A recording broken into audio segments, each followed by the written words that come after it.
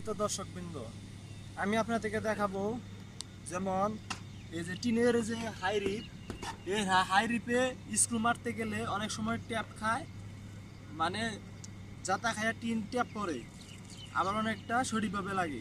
কি করলে সঠিকভাবে লাগবে আর কি করলে ট্যাপ খাবে আমি সেটাই দেখাবো আপনাদেরকে। দেখুন, মনোযোগ দিয়ে দেখুন। যেমন এই এখানে আমি স্ক্রু মারবো,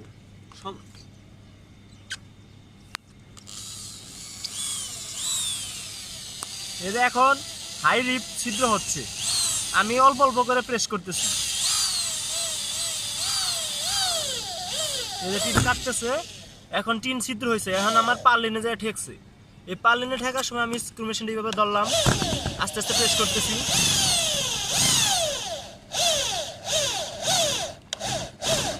এই যে আমার পার্লিনে ছিদ্র হয়েছে, এখন আর একটু ঢুকবে।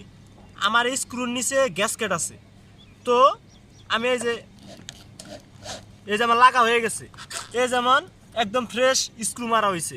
এখন এই ফ্রেশ স্ক্রুটার মধ্যে আমরা ভুলবশত কি করি, এই যেমন দেখাচ্ছি, এই যে ট্যাপ খেয়ে গেছে। দেখেন, এই যে সম্মানিত দর্শক, আমি একটু হালকা একটু জোরে প্রেস করছি আর এই যে ট্যাপ খেয়ে গেল।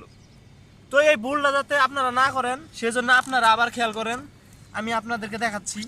যেমন এই যে দেখেন, এখানে আমি স্ক্রু মারবো খুব সাবধানতার সহিত।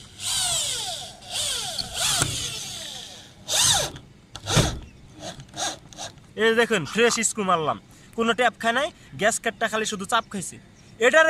এটার এই ঠিক এই পজিশনে একটু বেশি চাপ দেওয়ার কারণে টিনটা ট্যাপ খেয়ে গেছে। ধন্যবাদ।